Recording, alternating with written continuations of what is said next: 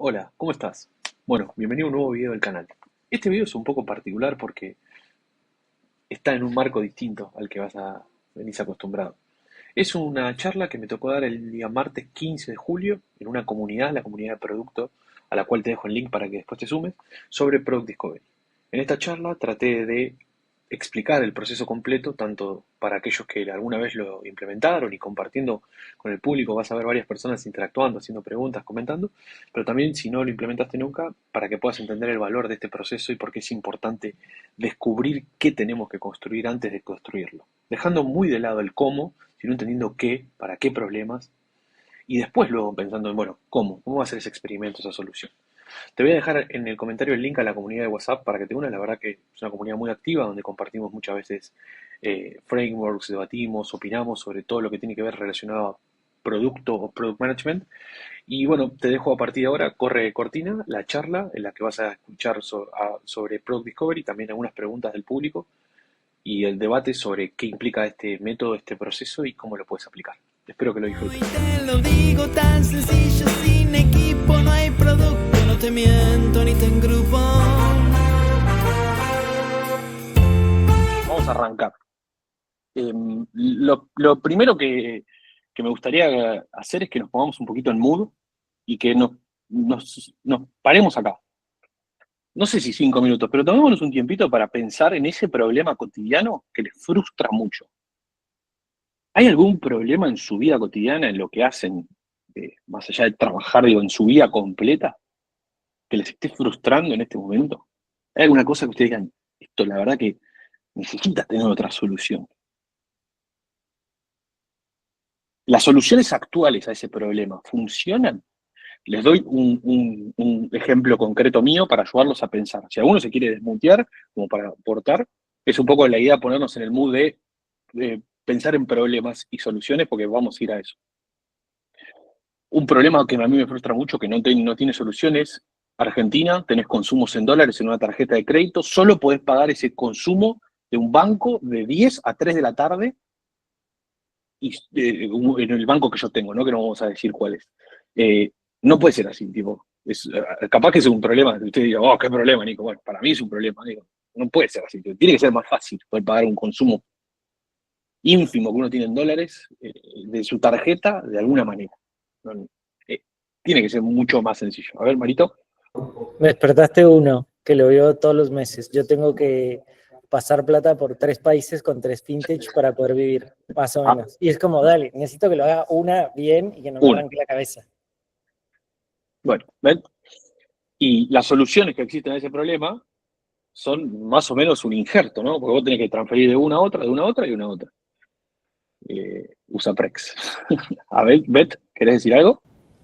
Sí, el problema de WhatsApp de no poder programar Ay, mensajes. sí, por favor. Yo creo que Sí, es no. adrede que no lo solucionan, ya, o sea, a las Yo creo que 11 de la lo noche me hacen para acuerdo de no. todo y después no Mm. poder mandártelo. Es tan fácil. Me podrían echar la to-do list, ¿me entiendes? Como que el 50% ya se me iría ahí. Bueno, ven, hay cosas que cotidianamente nos pasan. No sé si además se quiere animar a decir algo. Igual los voy a invitar más adelante a que aporten, a que charlen. Vamos a agrandar un poquito la pantalla, así se ve mejor. A ver, los voy a invitar después a que aporten de su lado. Pero un poco, Product Discovery, la base, el fundamento de Product Discovery como proceso, como método, tiene que ver con esto, con pensar en problemas que existen y qué soluciones hoy hay para eso. Y a mí lo que siempre me gusta mencionar es, vieron que ahora está muy de moda, como nos contaba Marito, de las hackatones y esas cosas, y uno se puede sentar y rápidamente validar su idea y decir, a ver esto cómo sería. Pero cuando pensamos en un problema tenemos que pensar en dos cosas. Primero, ese problema, ¿por qué nadie lo resolvió? Vieron que a veces nos encontramos con problemas que nadie hizo todavía. ¿Por qué nadie resolvió ese problema? Y segundo, si alguien lo está resolviendo, ¿cómo está haciendo plata? Porque la base de todo esto de los productos digitales, de trabajar en software, de trabajar en IT, es que tiene que haber un problema, tiene que haber un producto que haga plata. Sí, yo sé que suena muy capitalista y muy mercenario quizás, pero tiene que generar plata. Si no, nadie vive del aire. Lauti. Y ahí, digo, el tema de la plata. Digo, por ejemplo, estas empresas que decimos que estaban quemando plata a lo loco y que no generan nada. Sí. Digo, ¿ahí es otro enfoque o...? Sí, ahí es bueno, es el método y ellos hacen un poco lo que quieren. Mm. Y después está la sustentabilidad de eso, cuánto eso sigue en el tiempo o cuánto cae. En- Bajo el scope nuestro. Seguramente cada uno de ustedes acá trabajan en IT, no sé, engineer manager, product designer, marketing, data, puede haber, digo, desde el rol que ocupan. Yo invito siempre desde nuestros lugares a tener ese mindset. Después sí, las empresas van a quemar miles de millones, las rondas de inversión siempre van a ser medias raras, ¿vieron? Ahora de repente el mundo está en un momento donde no hay un flujo de dinero tan grande como en la pandemia, donde vos ibas con una PPT y te daban millones. Hoy no es así. Entonces digo, sí, la UTI va a suceder, va a seguir pasando, no creo que podamos cambiar eso, pero sí creo que de nuestro lado tiene que haber ese mindset o esa postura para cómo construimos las cosas. Entonces, bueno, un poquito, sí, Pablo. Sí, perdón, ¿podría sumar algo ahí también de Dale, lo que adelante. escuchaba? Sí. Algo que pensaba, yo actualmente estoy queriendo buscar un cambio laboral y me parece un dolor enorme aplicar a las búsquedas, en donde Ahí va. LinkedIn, tenés Boomerang, tenés Zonas, bueno, un montón de lugares. ¿Por qué no hay un lugar que lo unifique? Entonces, a la pregunta que vos hacías, digo, porque tal vez a veces es como que siempre encontramos un workaround. Entonces, Sí. de esa manera es como que, bueno, voy por acá, pero el problema sigue estando, porque de alguna manera lo que yo consigo lo logro y me olvido de eso. No es como que eso es una barrera bloqueante que no me permite avanzar. Simplemente mi opinión. Te lo tomo y te sumo dos cosas que se me abren. Uno, un workaround muchas veces no puede ser un producto. A veces uno encuentra una manera y a veces esa manera no la puedes sistematizar o modularizar para hacerla un producto y encima cobrar por eso. ¿Viste? A veces pasa, uno ve muchas ideas de startup y dice, wow, qué bueno que está esto, pero digo, no sé si ese workaround aplica como producto, por un lado. Y después, por otro lado, hay un problema grande en LinkedIn, que LinkedIn estratégicamente está yendo hacia otro rumbo distinto al que nosotros concebimos. Y la realidad es que solucionar ese problema no lo va a querer hacer nadie. Hay unos chicos que se llaman Prutopia, después búsquenlo, que están haciendo algo con el CV, con cómo manejar el CV. Bueno, es bastante interesante, no tengo los detalles ahora. Digo, pero al final de cuentas, digo, un poco también es esta la reflexión al principio. Hay problemas que si nadie solucionó o que si siguen estando, es porque son demasiado complejos, porque los que están lo hacen como pueden, ¿no? Entonces se habilita toda una capa abajo de lo que nosotros percibimos muchas veces. Y ahí es donde aparece el proceso de Product Discovery. Gracias por tu aporte, Pablo. Me encantó. Eh, Y Tampoco, digo, siguiendo un poco más, tampoco no hay ninguna plataforma que centralice todas las búsquedas de laburo en todas las redes. No tenés un agregador de plataformas. Digo, vos tenés que ir a una, después tenés que ir a otra, después tenés que ir a otra, tenés que cambiar de versión de CV para una, ¿viste? Entonces, bueno, la idea un poco es empezar a ponernos en este mood de problemas, de soluciones, de cómo lo vemos, de qué sentimos, qué percibimos, y ir un poco hacia qué es Product Discovery. Como pueden ver, hay muchos memes de The Office o escenas de The Office, Tinder de búsqueda, porque me gusta mucho la serie. Es más, si a ustedes les gusta, hay un podcast que hacen la actriz que hace Ángela y la actriz que hace de Pam, que se llama The Office Ladies, donde ellas comentan cosas de los capítulos. Si ustedes son muy nerds y les quieren como profundizar en The Office, gran podcast. Son amigas ellas. ¿Qué es Product Discovery? Algunos slides y algunas imágenes y algunos comentarios. Conceptualmente, si quieren como el marco teórico, dice que es un proceso sistemático por el cual descubrimos qué tenemos que construir para uno o varios problemas. Tenemos un problema, decimos, bueno, este es el problema que yo quiero abordar. La automatización del mensaje de WhatsApp, lo que decía Pablo de el workaround, lo que decía Marito de las cuentas. Tenemos problemas. Elegimos un problema y decimos, bueno, este problema lo quiero solucionar. El método de Product Discovery, el proceso de Product Discovery, es una forma en la cual descubrimos qué vamos a construir para solucionar ese problema. Y el proceso, y acá es donde lo interesante, voy a hacer un poco de foco así no se me distraen con los demás, voy a hacer así, miren, bien concreto, es que el proceso de Product Discovery nos permite entender si primero, qué vamos a construir, y eso que vamos a construir, ¿realmente vale la pena para ese problema? Generalmente este tipo de procesos lo que nos muestran es, che, acá no te metas, por acá no, este no es el camino. Pero es un proceso que tiene que llevarse a cabo y que tiene diferentes etapas, ahora lo vamos a ver, diferentes formas de hacerlo. Es sistemático porque en la base, en la estructura de fondo, hay ciertas cosas que hay que hacer. Pero después hay miles de variantes, ¿vieron? No hay soluciones mágicas, como digo siempre. El punto es este, que se lleven. Es un proceso en el cual descubrimos qué tenemos que construir. No descubrimos cómo va a ser plata, cómo es la pantalla, cómo son los diseños, el stack que usamos abajo, la tecnología, no. En el proceso de Product Discovery no se analiza eso, se analiza lo que tenemos que construir. Y ahí vemos un poco la viabilidad de eso. Si eso efectivamente tiene sentido.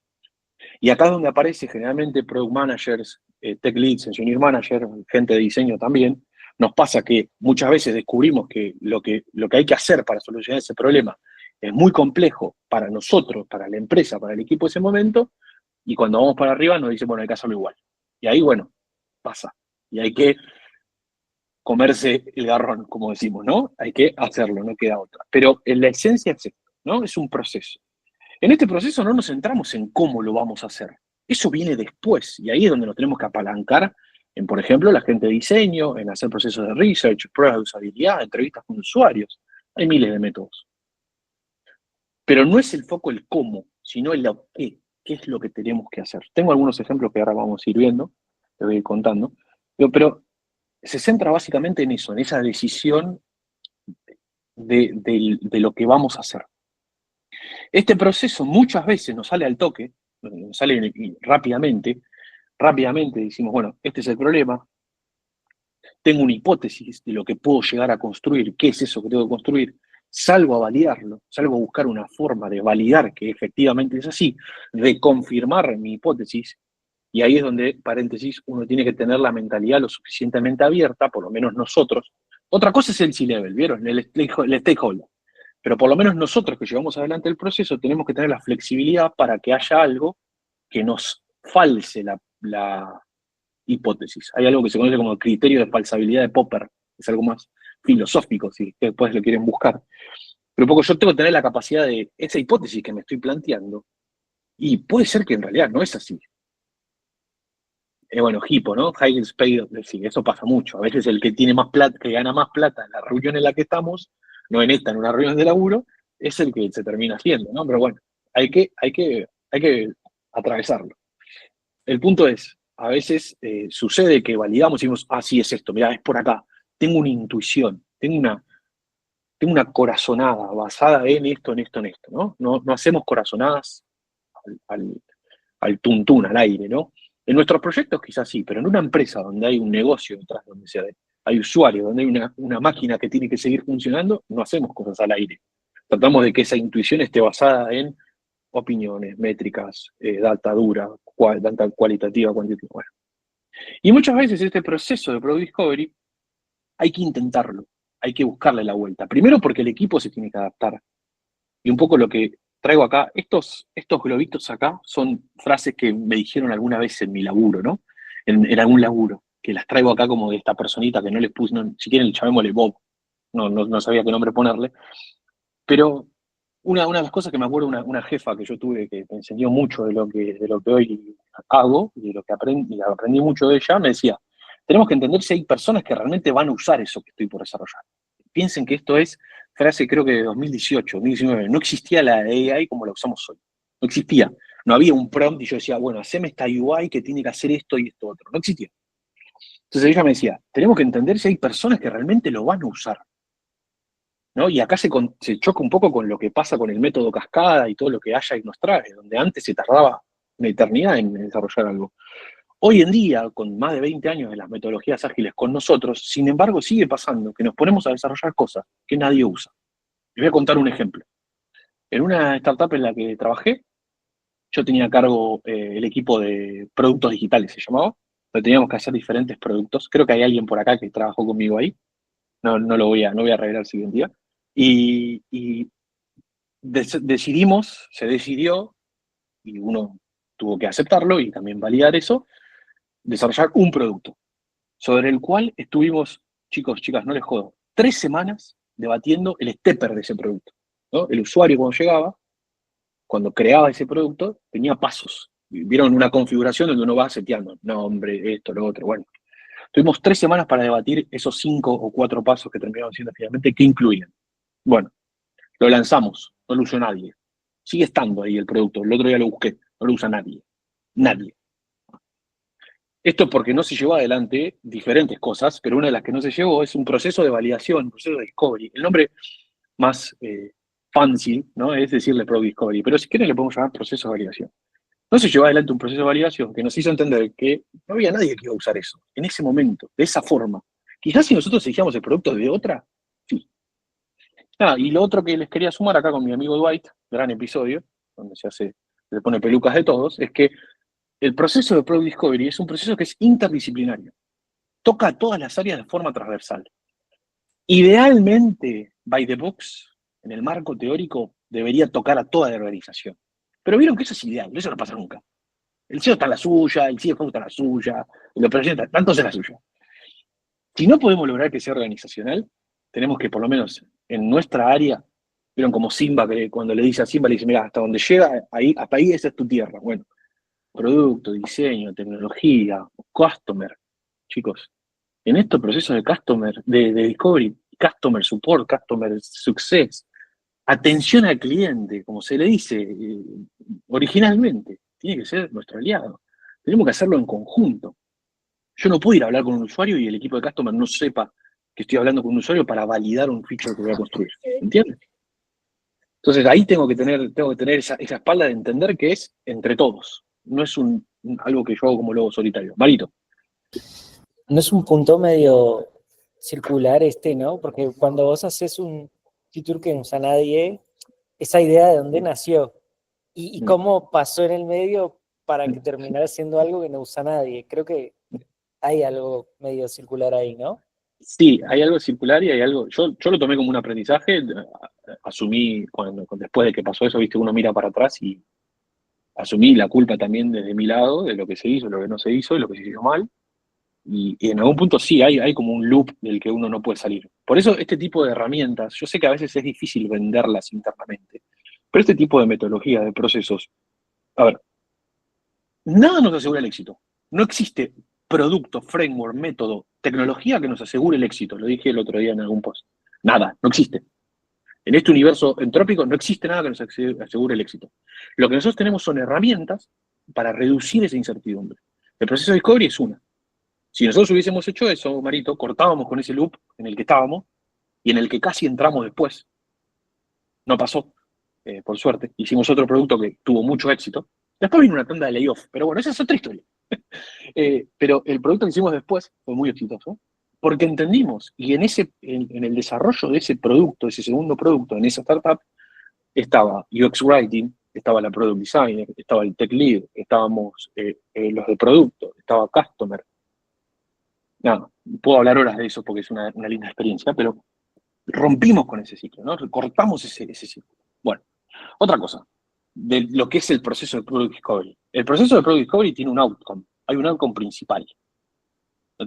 Es un problema, es un nuevo mercado, es hacer más plata, es salvar a la compañía porque es algo, hay un outcome que se tiene que lograr.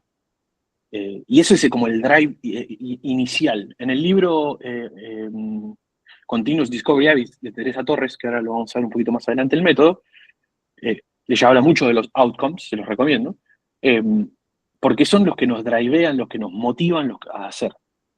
Este discovery puede venir de un outcome, también puede venir de otros, o también puede venir solamente de una necesidad de solucionar algo. Es decir, che, mirá, tenemos que hacer el refactor de la app porque estamos perdiendo usuarios. Ese es un problema. Bueno, ¿cómo solucionamos el problema? Tenemos que descubrir. Más allá de que a veces la respuesta es obvia, ¿vieron? A veces parece muy obvio decir, bueno, mirá, tenemos que cambiar de tecnología porque esta tecnología ya no nos permite. Bueno, ¿es eso o hay otra cosa detrás? Entonces, llevamos adelante el proceso para entender eso. Y lo más importante, como les decía al principio, acá con mi amigo Michael, lo más importante en el contexto en que estamos nosotros, startup, IT, en los roles que tenemos, es que tenemos que hacer plata. La empresa tiene que hacer plata, ¿sí? O dicho de forma LinkedIn, tenemos que agregar valor, impactar en el negocio, aportar a la compañía, alegrar a los shareholders, ¿no? Todas esas cosas hermosas que se dicen. Bueno, esa es la manera de tener propósito, gracias Meli, tener propósito. Hay una frase por ahí también que es como, bueno, venimos a hacer esto para hacer esto. Y no sé si venís a eso. Traducir a LinkedIn. Voy a hacer una app que te traduzca a LinkedIn un pensamiento. Dale, Lauti. Una consulta, perdón, ¿eh? Habías dicho, por ejemplo, un outcome salió un nuevo mercado. Sí. ¿Cómo sería eso? Porque no me lo imagino. Pensaba más en productos, features. Me quedó Y resonando. ¿conocés, por ejemplo, conocés Notion? ¿Conocés Sí. Notion? Sí. Notion tiene todo un equipo de, me sale internalización, pero no es.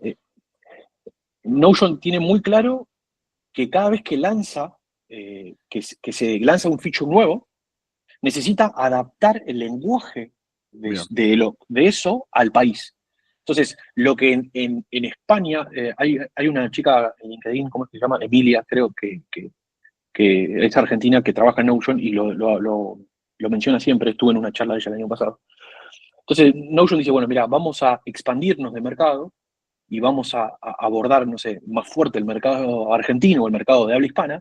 Entonces, tenemos que adaptar todo el producto para que Bien. todo el léxico y todo el wording sea friendly, sea amigable para eso. Ese sería un ejemplo. Otro ejemplo es, che, mira, yo tengo mi base de usuarios en Argentina, quiero lanzar el producto en Uruguay. ¿Realmente el producto, lanzándolo igual que como está en Argentina, en Uruguay, va a tener éxito? Y no lo sabés. Entonces tenés que hacer un proceso, entrevistar usuarios, tenés que validar. No te podés mandar así, a ciegas, ¿viste? A veces escucho empresas que dicen, no, vamos a salir a este mercado porque estamos convencidos. Y, flaco, flaca, lo te fiaste antes. Perdón, disculpen si yo hablo muy argentino, pero va un poco por ahí. Entonces, bueno, en esta primera etapa entendimos un poquito qué es Product Discovery, ¿no? Es un proceso en que tratamos de entender qué construimos. Este proceso a veces sale de una, a veces toma tiempo. Es un proceso también que hay que mostrar el impacto, ya vamos a llegar a eso, donde hay un outcome o hay varios y hay que aportar al negocio, si quieren, hay que aportar. Bueno, ¿por qué decimos que es sistemático este proceso?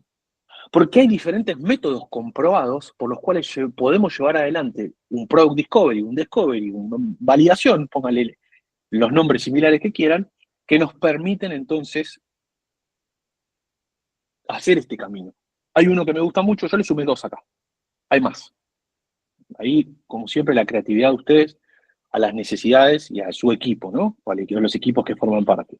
Hay uno que se llama Problem versus Solution Space, donde vos lo que haces es, ves, por un lado, el Problem Space, es un espacio donde decís, bueno, en este espacio, gracias, Fede.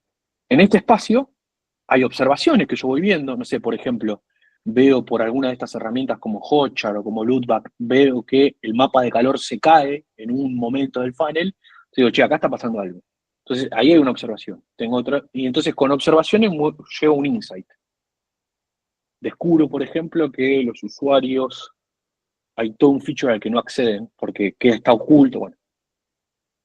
Entonces voy recolectando observaciones, esas observaciones las transformo en insight. El insight es algo súper concreto, pesado, un dolor, y en eso planteo una hipótesis. Bueno, yo creo que los estamos perdiendo usuarios porque el feature está escondido. Bueno, se entiende, ¿no?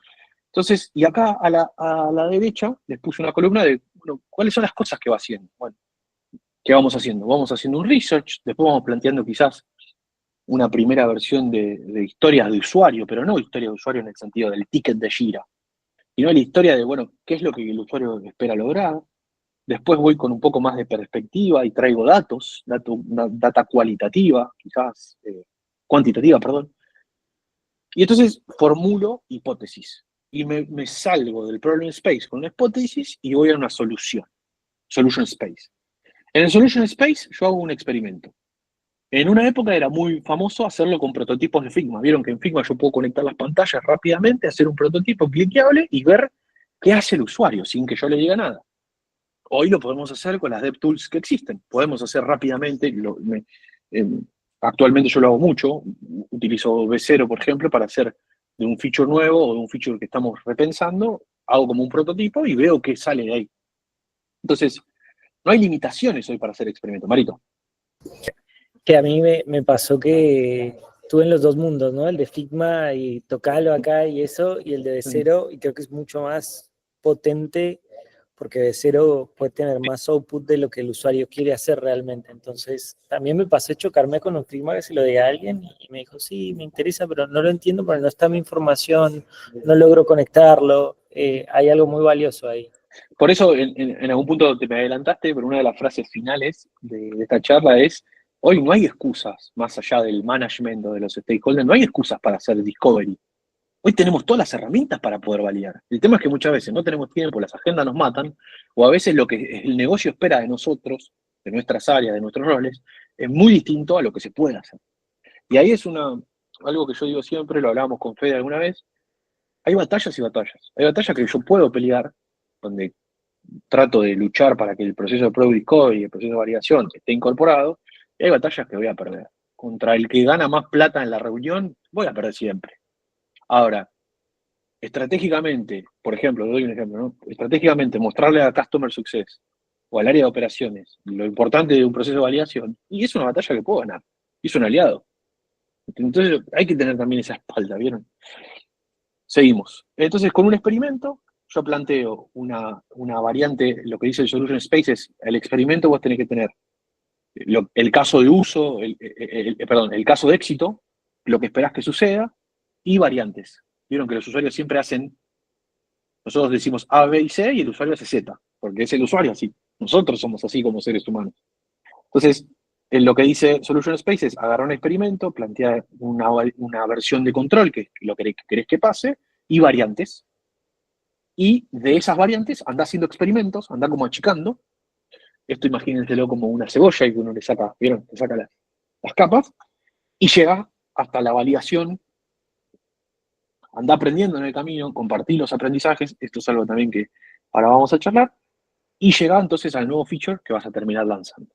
Esto es una manera simplificada de ver esto de Problem versus Solution Space. El otro ejemplo, que es un poquito más avanzado, es el de Teresa Torres en su libro Continuous Discovery, siempre le cambio, pero ustedes me entienden, busquen Teresa Torres, Continuous Delivery Habits, y va a aparecer, ella lo que dice, bueno, se puede armar un árbol.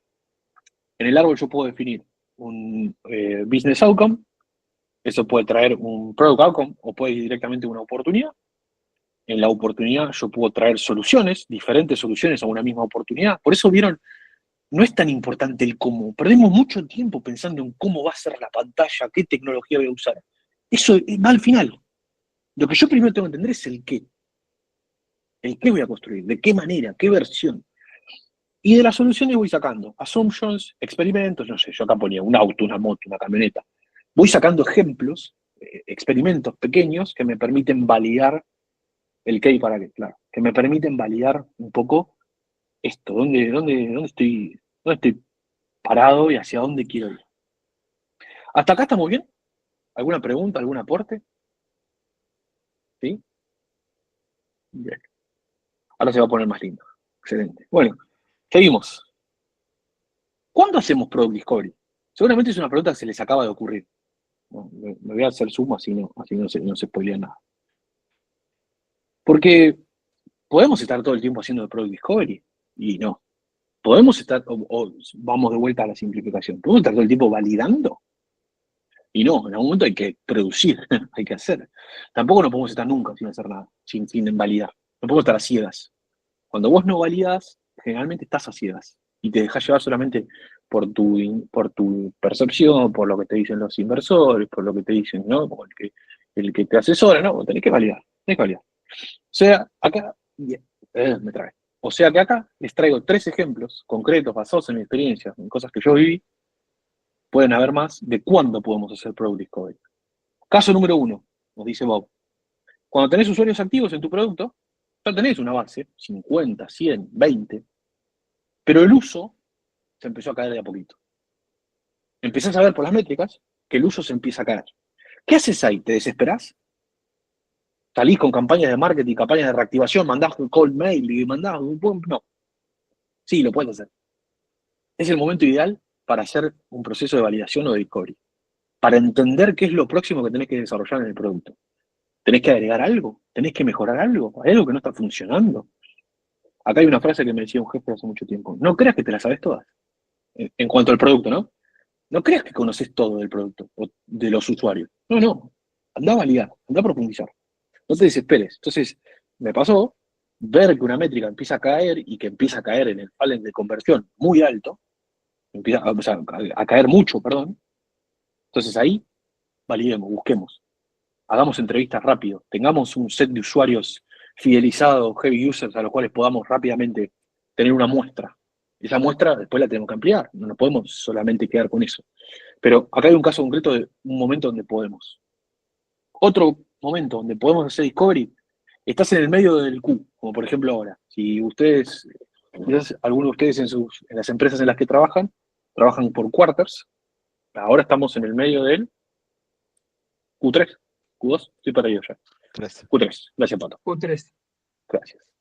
Este es el momento, ahora que estás en el medio, que estás revisando, es el momento de pensar, descubrir, analizar, validar qué es lo próximo que vas a hacer. ¿Qué vas a hacer en Q4? ¿Cómo vas a cerrar el año? ¿Cuál es el objetivo del año que viene de la compañía? Tal, X. Bueno, yo necesito validar. ¿Qué es eso? ¿Qué es otra cosa? Mientras tanto, los devs, no, esa es una gran pregunta que a veces nos pasa. Porque mientras tanto, los devs, ¿qué hacen? Bueno, siempre hay cosas para hacer, pero digo, este es un gran momento. Cuando estás a la mitad del Q, es un gran momento para descubrir.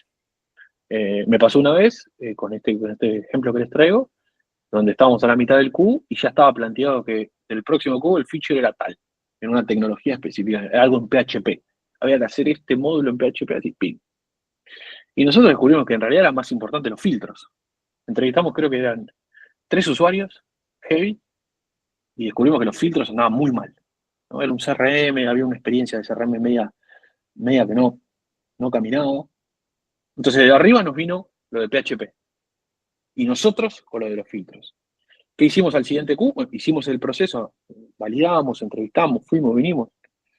El próximo Q hicimos las dos cosas. Compitieron, las dos cosas.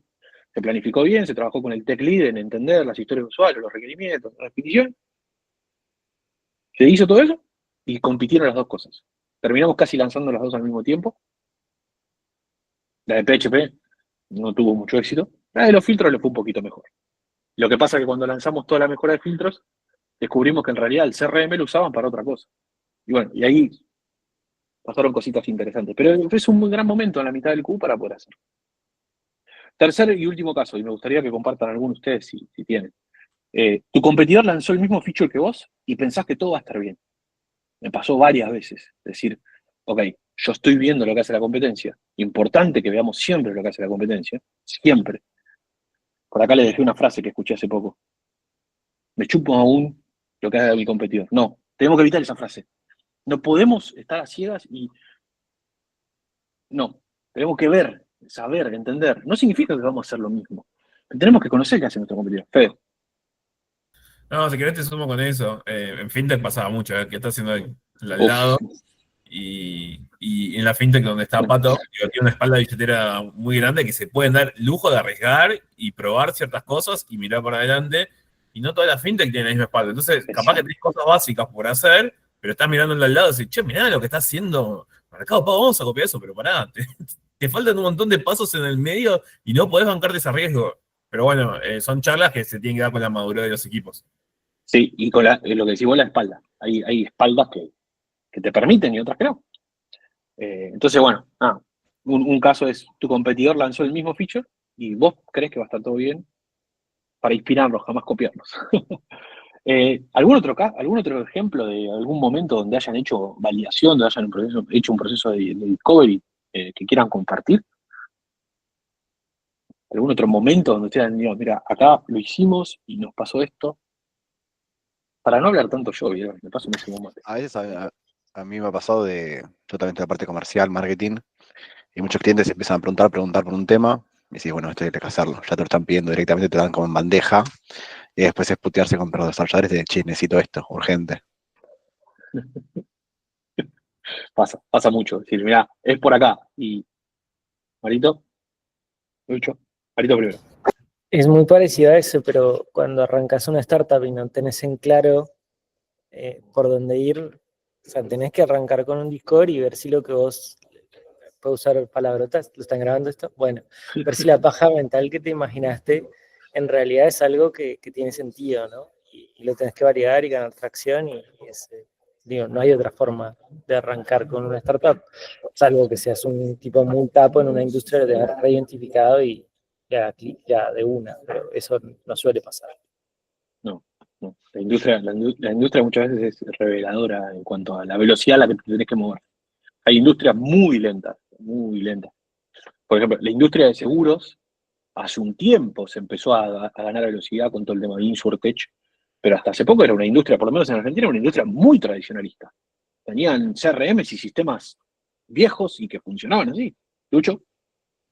También creo que cuando es el momento que te empiezan a bombardear con este cliente grande vino, o sea, sobre todo en B2B, y vino con este pedido, y vino, o sea, hay momentos donde hay como muchos pedidos y decís, bueno, me siento, lo escucho, pero también me fijo cuántos más me lo piden, y a veces que me ha pasado de decir, otra vez me levantaron esto, que bueno, y después veo y tenía 30 clientes más que lo pedían, y hay veces que es como alguien que viene con una cosa puntual y busco a todo alrededor y me doy cuenta que, bueno, es solamente para ese, y es como, bueno, tenemos el trade-off. Como que ese también es un buen momento cuando hay veces uno siente, o por lo menos me pasa en B2B, como que están constantemente diciéndote muchas cosas, y bueno, como también el momento de hacer discovery y descubrir, bueno, esto está bueno porque le sirve a todos, o hay veces que decís, bueno, hay que ver. Sí, y te saca mucho el ruido, Lucho. Te saca mucho el ruido que a veces tenés. Algo que yo implementé alguna vez, lo conté en una oportunidad. Eh, Cuantificar. ¿Vieron? Cuando vienen muchos que te piden lo mismo, bueno, depende mucho de la empresa y la industria, lo sé. Digo, pero esto que me están pidiendo, cada uno, ¿qué peso tiene en términos de revenue, en términos de, no sé, de importancia del cliente, del usuario? ¿Qué peso tiene? Y ese peso te ayuda a ponderar. Después hay una decisión estratégica de la compañía de hacia dónde quiere ir. Y como decíamos, hay batallas que no podemos ganar. Pero muchas veces el ponerle a esa decisión el valor económico o un valor, asignarle un valor, nos ayuda a tomar esa decisión. Bueno, ahí veo que hay varias cosas. Alan. ¿Cómo va, Nico?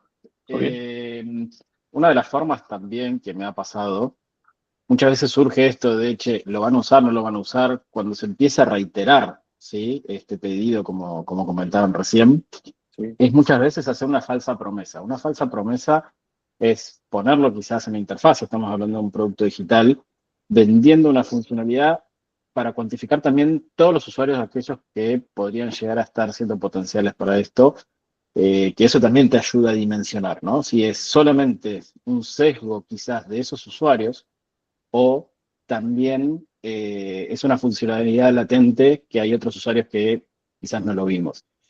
Y esa falsa expectativa también uno la puede manejar desde el lado de UX diciendo, estamos trabajando en esta funcionalidad, muy pronto lo vas a tener, sin necesidad de generar, digamos, una fricción en el usuario, ¿no? Porque muchas veces está la pregunta esa, que me parece que también es válido, pero está bueno para cuantificar eso.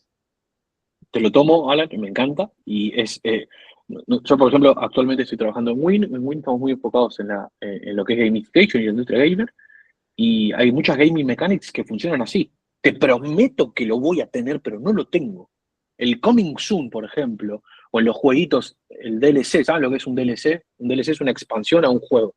No tenés un juego, tenés una expansión.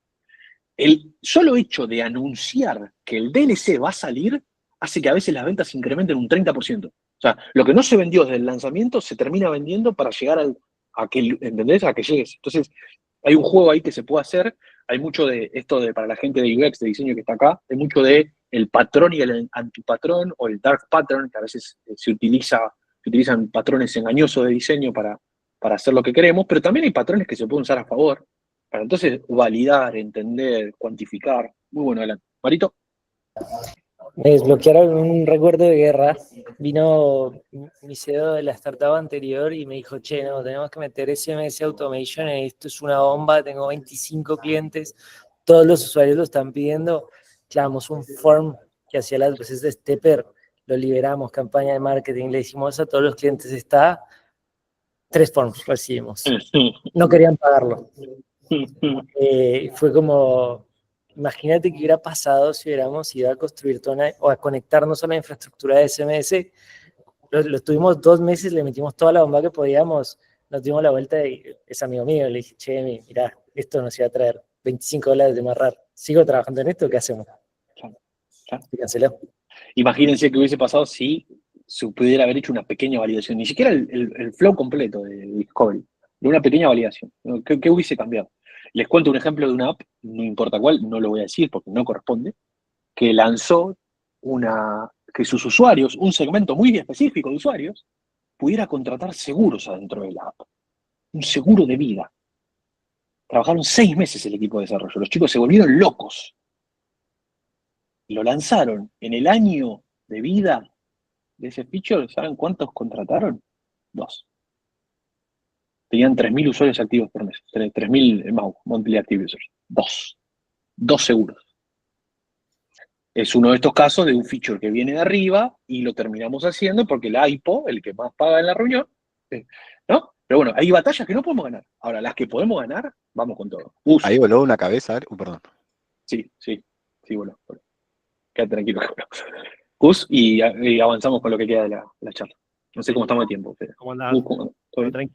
Bueno, vos sabés que a mí me pasa, yo vengo en el mundo de las mentorías y lo que vengo validando es, bueno, cómo creo una primera funcionalidad que justamente resuena esto con que vos decías recién, cómo valido que las personas están dispuestas a pagar por un mentor y también cómo valido que la persona está dispuesta a pagar, ¿no? O sea, esa también es la validación que vengo haciendo y al fin y al cabo lo que me vengo concentrando es, bueno, listo, yo sé de que cuando ahora lance la plataforma, la única validación que tengo que tener es que haya un embudo para cada uno de los mentores y para mí eso lo pude reducir en base a todas estas validaciones que fui teniendo y bueno, desde ahí me pasa eso, ¿no? De decir, bueno, listo, quiero achicar lo mínimo para hacer el mínimo producto viable y no perderme en esa de decir, listo, tengo que lanzar 15.000 funcionalidades y desenfocarme, ¿no?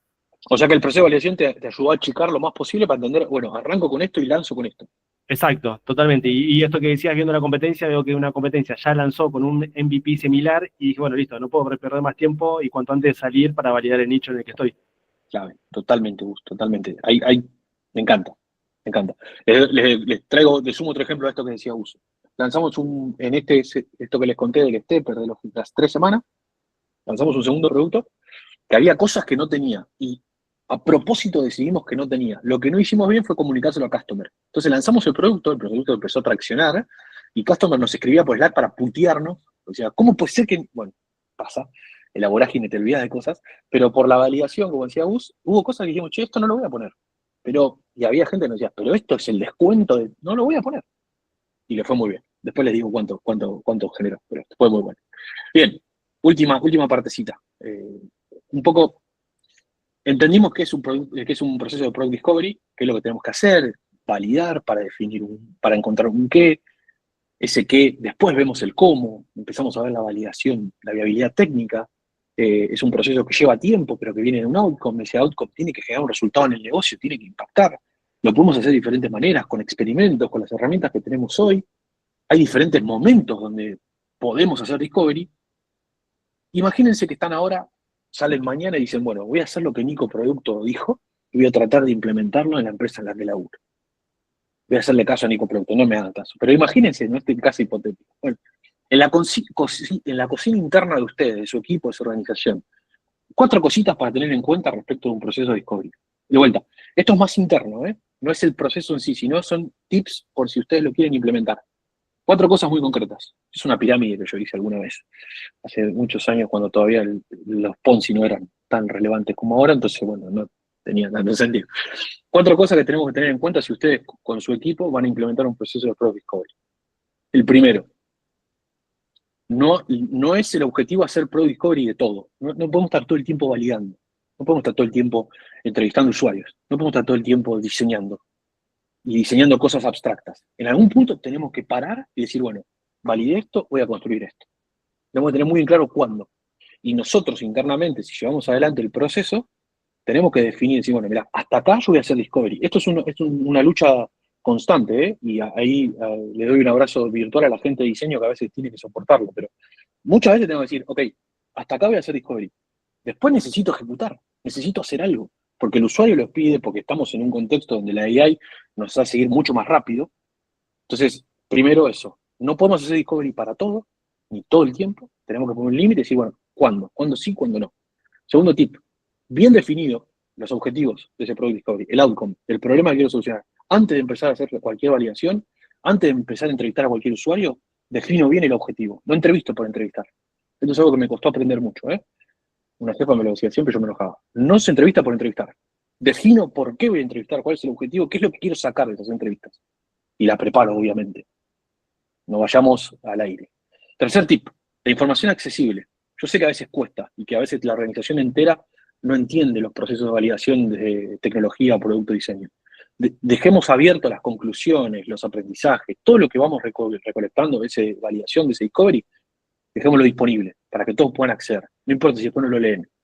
Pero ¿saben qué nos da esto? Nos da palanca.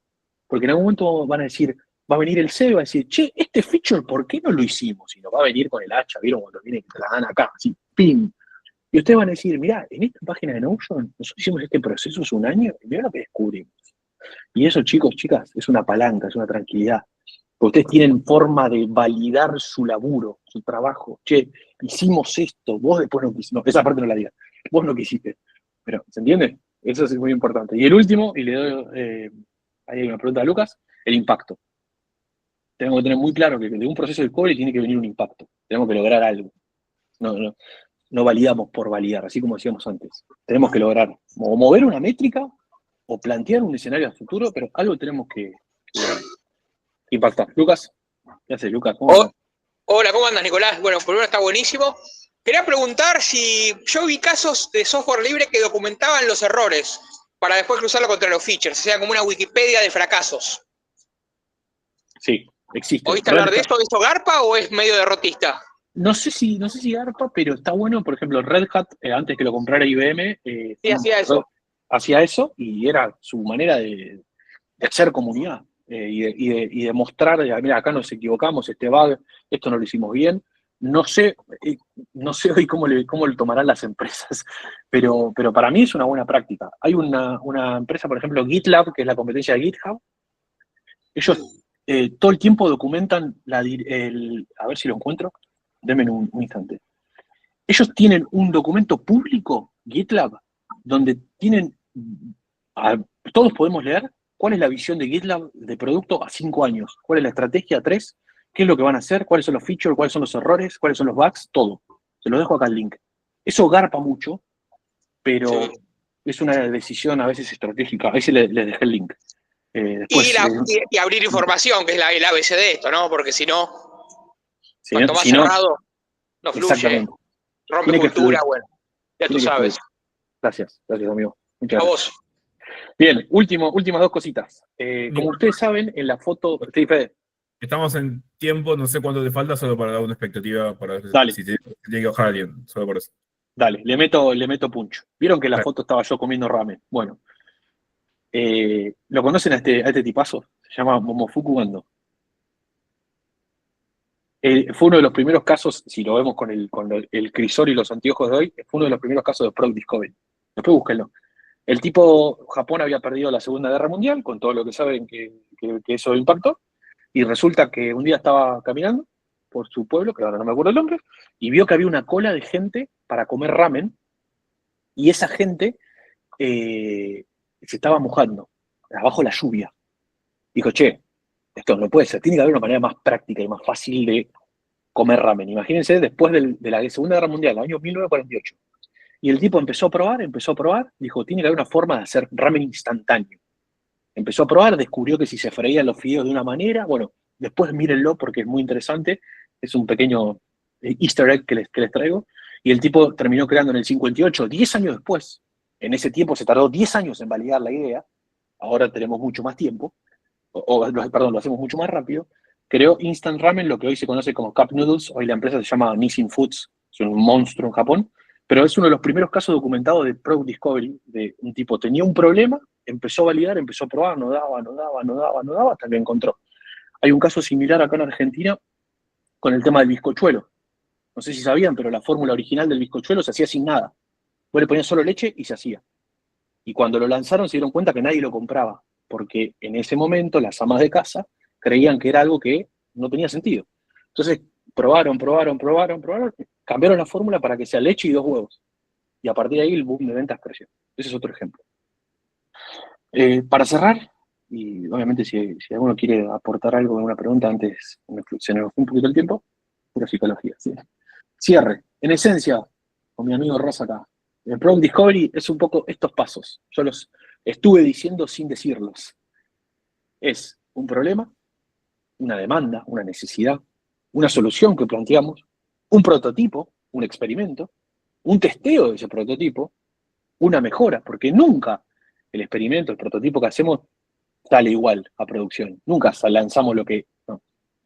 Siempre hay cosas que hacer y lo construimos o lo lanzamos. Ese es el proceso a grandes rasgos. Como les decía, es un proceso cíclico que tenemos que encontrarle la vuelta, que lleva tiempo. A mí, en alguna oportunidad, en alguna startup, con mi equipo, nos llevó 3Q hasta que pudimos hacer bien un proceso de discovery. Está bien, el management lo permitía, los stakeholders lo permitían, y hubo ese tiempo perdido de aprendizaje que pudimos entenderlo.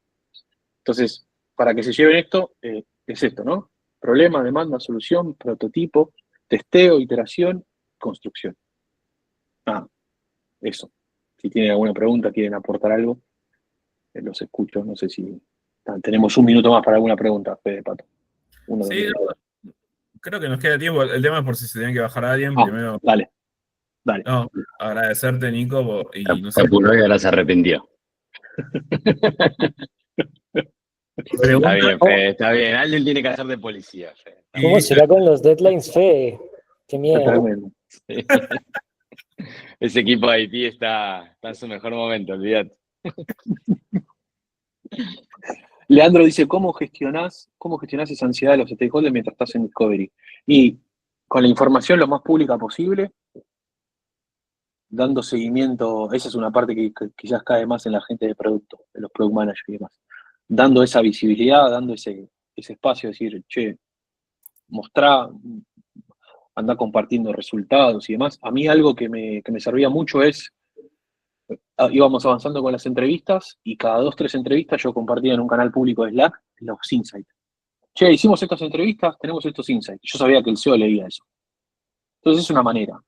La ansiedad de ellos no la podemos manejar, que vayan a terapia.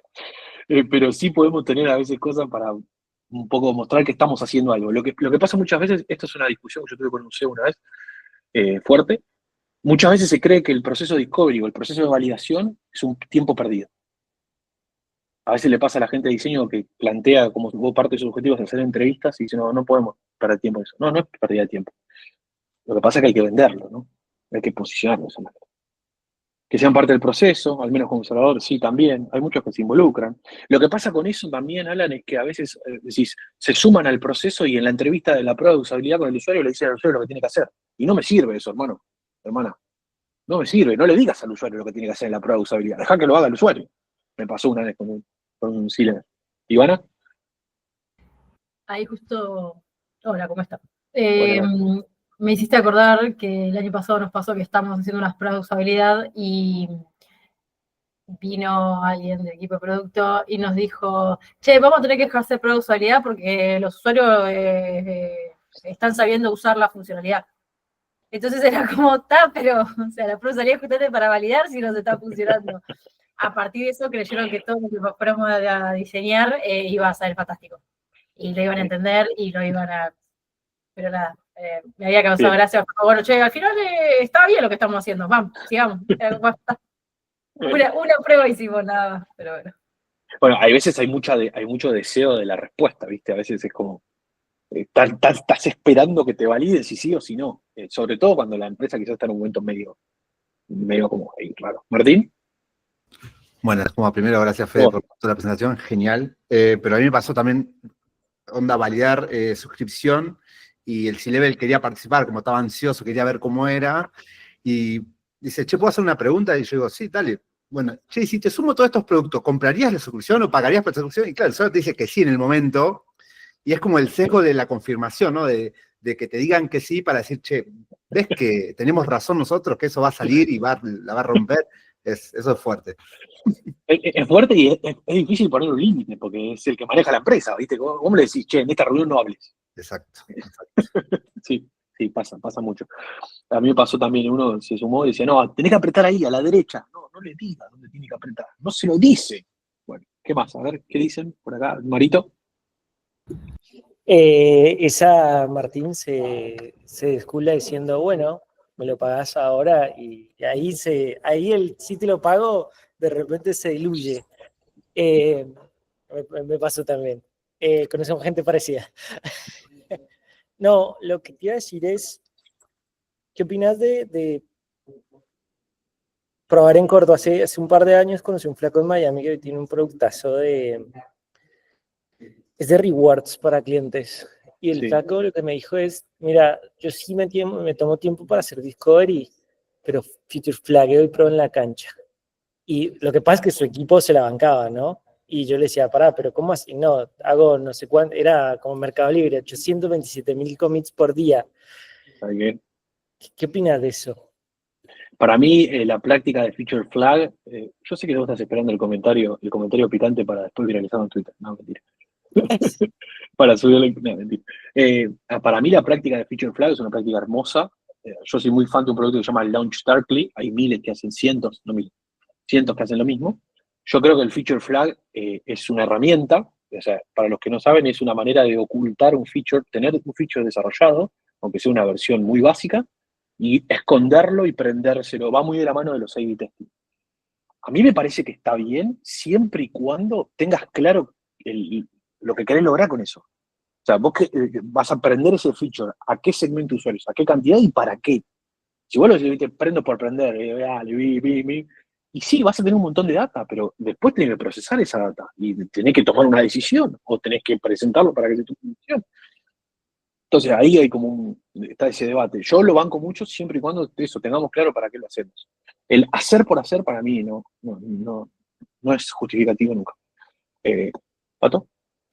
No, te iba a sumar a eso. Creo que nuestro mayor problema como producto es la ansiedad, ¿no? Ansiedad de todos, de hacer, y más ahora con AI que se creen que, ¿no? Le tirás Ahora al vamos curso más a un rápido, prompt te dicen. y hace Sí. todo, y nosotros terminamos siendo los malos, y es lo que nos toca, ¿no? Y creo que acá es donde hoy más que nunca hay que saber muy bien qué queremos hacer, por qué lo queremos hacer, ¿no? Poder justificar muy bien, lo que decía Nico antes de tener, ¿no? Documentado, no es solo documentar o estar documentando para estar preparado ante las respuestas, sino también es un poco nuestro proceso mental que uno tiene que hacer para justificar por qué está haciendo las cosas, ¿no? Porque uno documenta pensando cuando no le gustan las cosas, ¿no? Y decir, che, esto no es lo mío, no veo este feature, no creo, entonces lo voy a documentar para justificarme después. Pero cuando nos gusta, nos embalamos ¿no? Y lo hacemos y no hay nada documentado, no hay nada, ¿no? No hay un justificativo de nada. Somos hasta nosotros los que hacemos esas preguntas en las encuestas.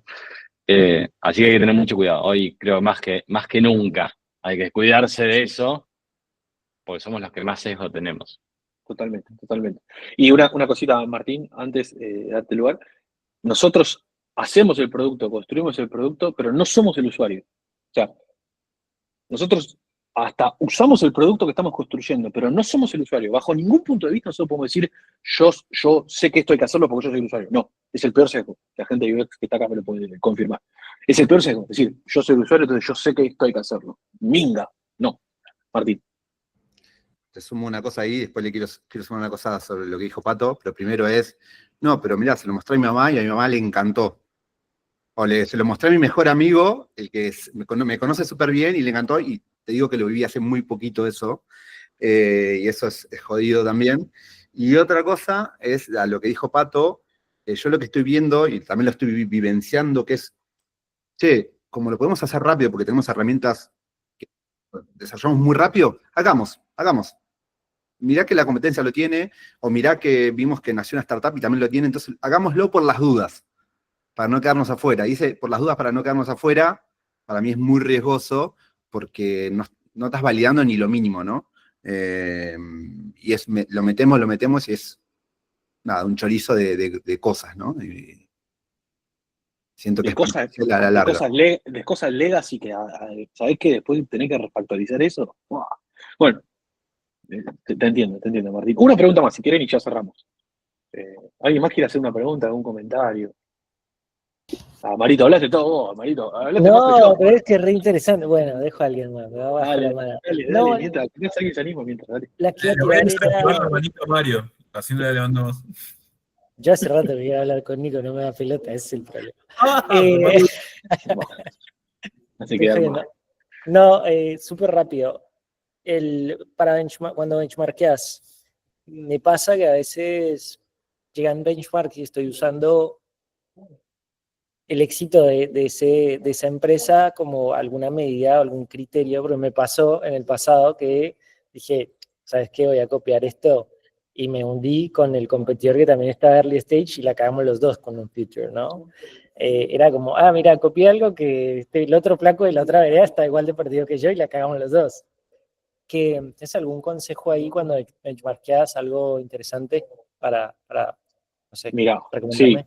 en B2C, para mí algo que me ayudó a sacarme ese sesgo es ver lo que dice el usuario de ese otro producto en redes.